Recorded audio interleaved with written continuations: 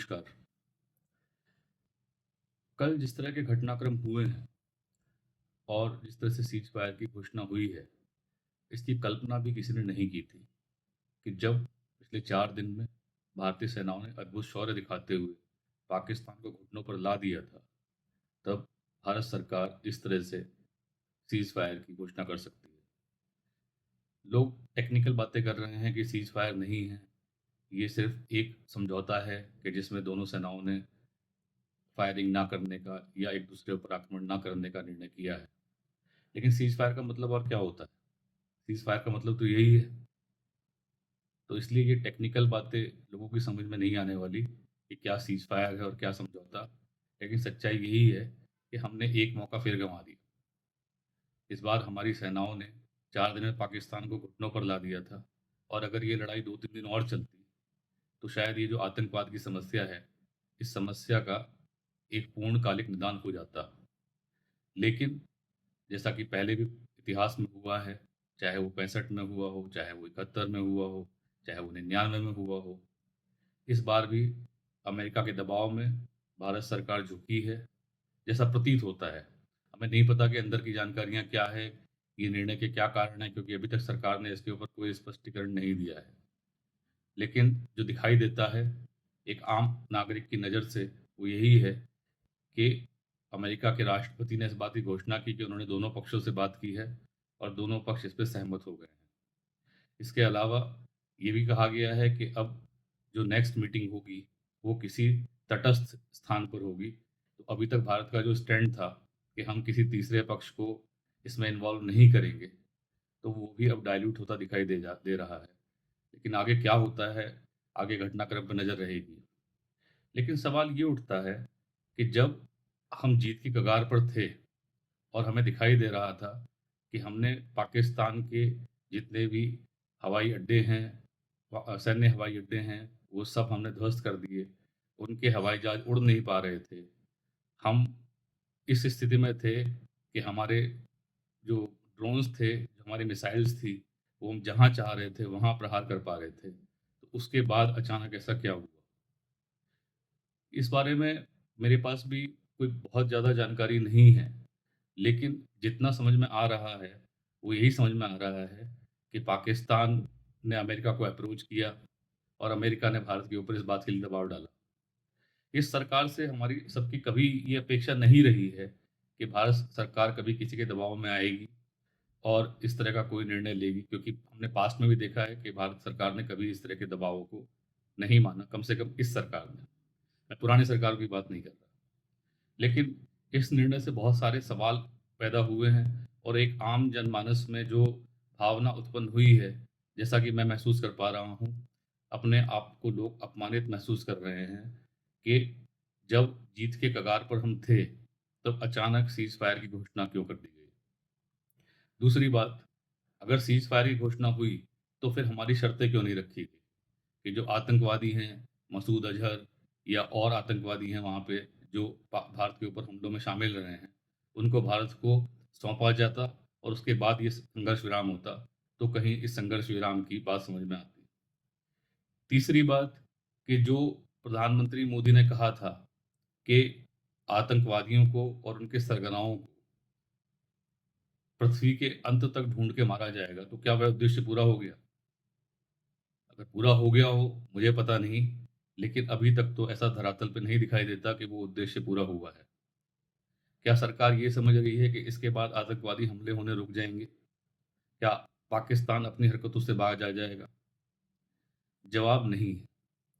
ये पाकिस्तान का इतिहास रहा है, जब भी वो पिटना शुरू होता है, जब भी भारतीय सेना उसको कड़ी चोट देती है, तो भारतीय नेता समझौते की टेबल पे भारतीय सेना की उस जीत को हार आते हैं और उसके बाद फिर वही सब घटनाक्रम शुरू हो जाता है।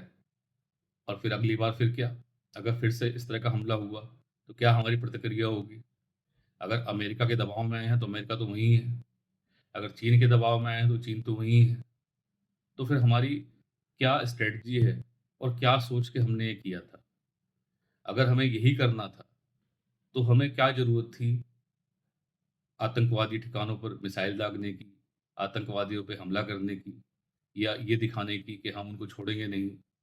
इस संघर्ष में बहुत सारे सिविलियंस और बहुत सारे हमारे जो आर्मी के जवान हैं, मेरे पास संख्या नहीं है, लेकिन हाँ, हताहत हुए हैं।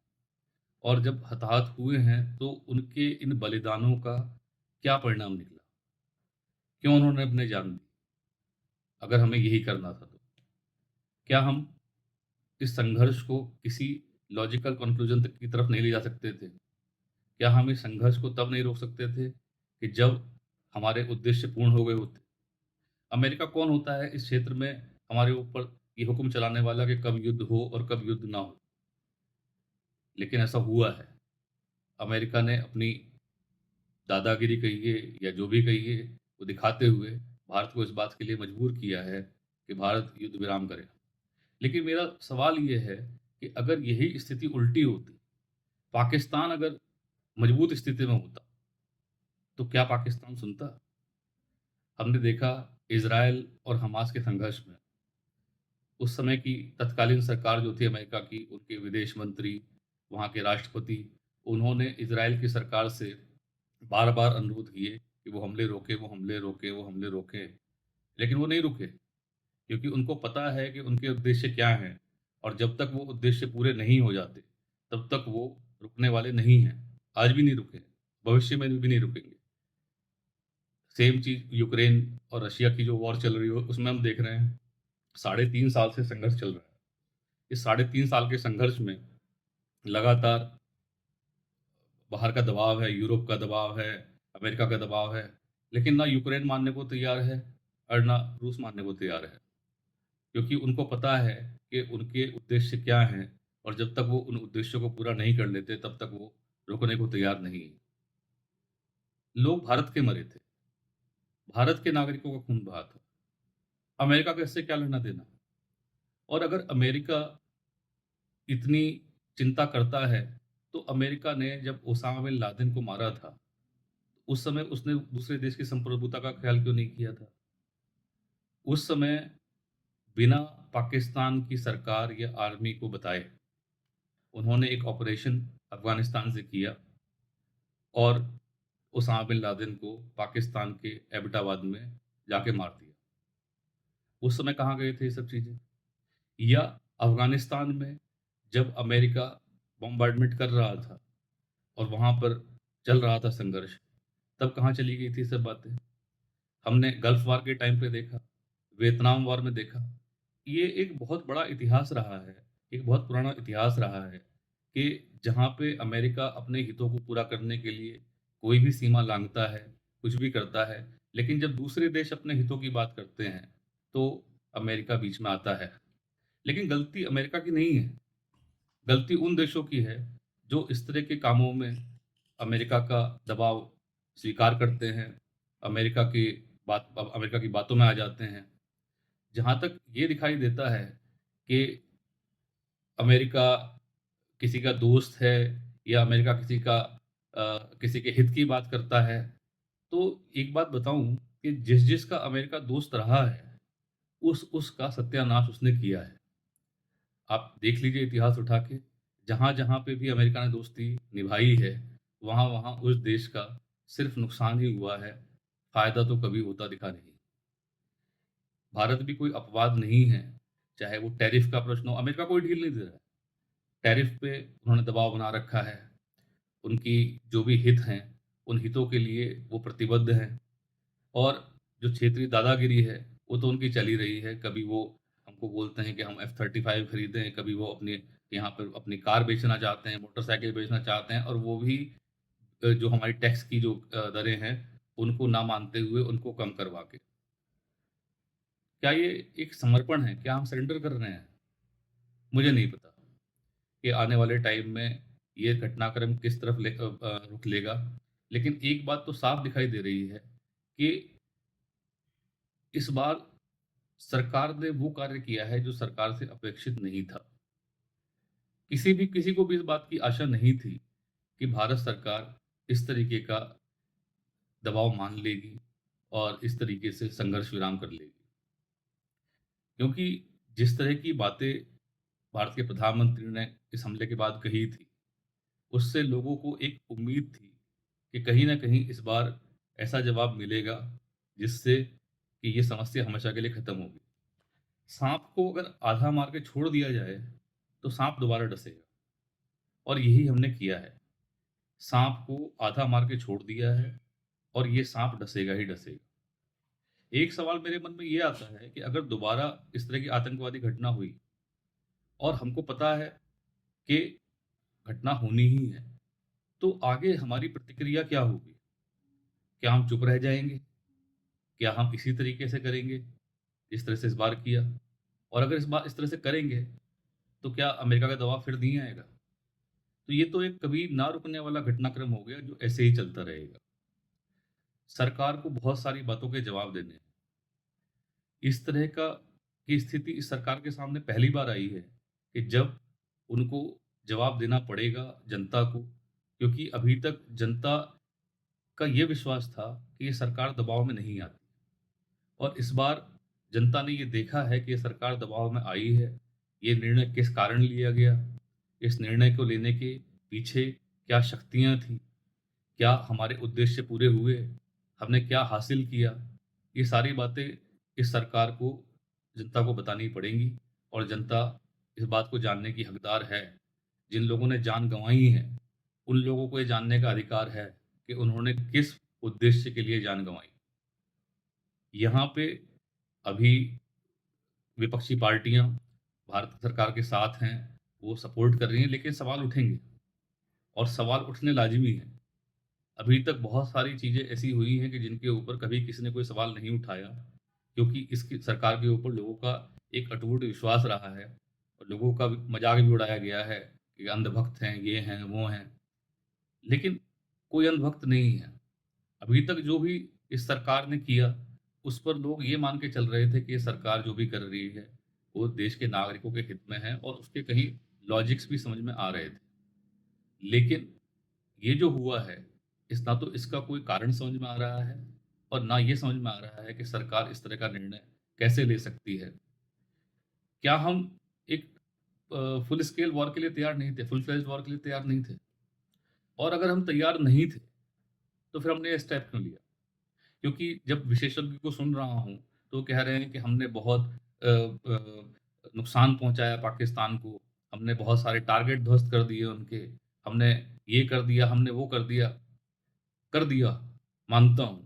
लेकिन हासिल क्या किया? क्या जो समस्या थी, वो समस्या खत्म हो गई? क्या पाकिस्तान सबक सीख गया? 71 की लड़ाई में हमने सब कुछ कब्जा लिया था उनका, उसके बावजूद भी छोड़ दिया। 99 में घुसपैठ उन्होंने की थी, उसके बावजूद भी हमने छोड़ दिया।